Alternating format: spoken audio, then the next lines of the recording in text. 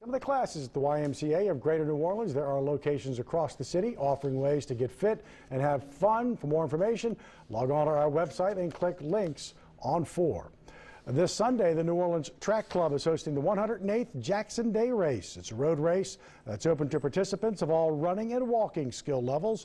And the 9-kilometer course runs from the old Spanish fort on the banks of Bayou St. John to Jackson Square, the same route that Lafitte's Pirates took in responding to the call of Andrew Jackson for reinforcements preceding the Battle of New Orleans in 1815.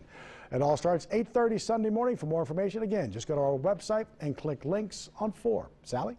Thank you very much, Mike. Making New Year's resolutions can be an easy part, the easy part, but it's really difficult keeping those resolutions. But this morning, life coach Charlie Borenstein-Reguera is here with some tips to help you keep those resolutions in 2015. And I mean, I've been talking to Charlie this morning, and you just have some great tips for people. Oh, thank you so much. It starts with choosing the right resolution. It really does. I mean, I think that so often what happens with folks is that they think, okay, it's that time of year, I need to set some resolutions. But if we don't really settle down and ask ourselves, does this resolution hold value for me?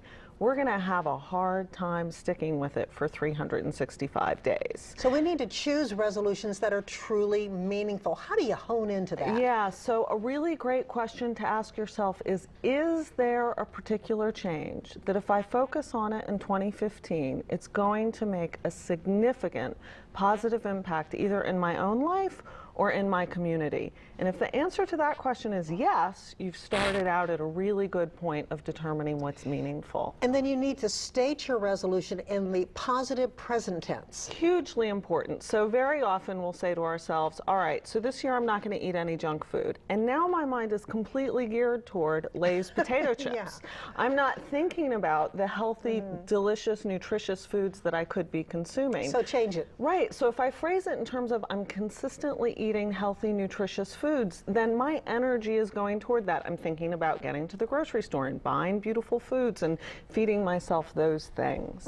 And you say choose a goal that's in harmony with your values. Absolutely. So that's another really important thing we want to think about, making sure that it's in line with our values and our important relationships. Very often we set a particular goal in life without thinking about how is this going to affect the totality of my life.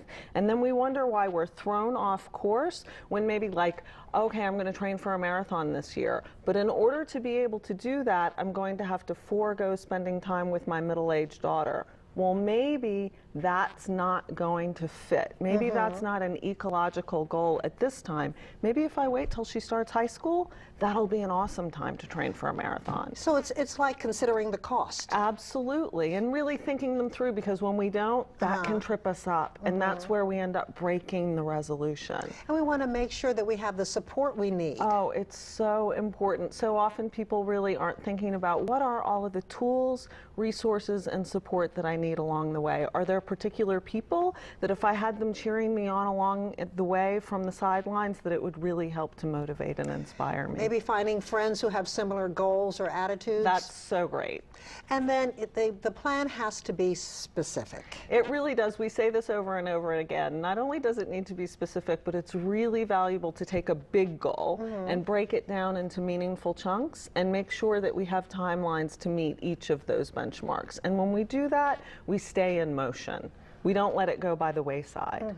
And then writing down your resolution. Really, really valuable. So, you know, oftentimes people say, well, how am I going to find that piece of paper where I ever wrote it down? I don't know. I write resolutions every year, but I don't know where are those past resolutions. One of the things that most of us know most of the time is where our phone is. And if we actually take them and write them down in our phone and look at them on a regular basis, and consistency really matters. If we keep it at the fore in our minds, then we're more likely to be able to achieve it. We also want to make sure that we share it with other people, because then we have more skin in the game. People are watching us and we know it, and that can be a really helpful motivator. And visualizing our resolution on a consistent basis really helps the target to become clear to us, and we're much more likely to hit a target when it's clear than when it's fuzzy and out of focus. So having that in your phone, you can check your progress on a regular basis, and breaking it down into meaningful goals that, you know, they say, how do you eat an elephant one forkful at a time? Absolutely. Absolutely, right. If we break it down into meaningful chunks, we really feel a sense of accomplishment. We're able to stay motivated,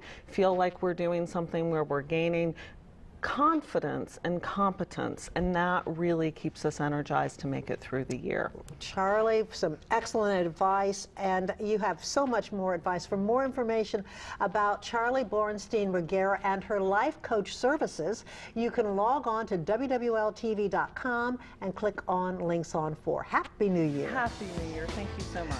And we're going to be back in the kitchen making healthier choices about what we eat when we come back.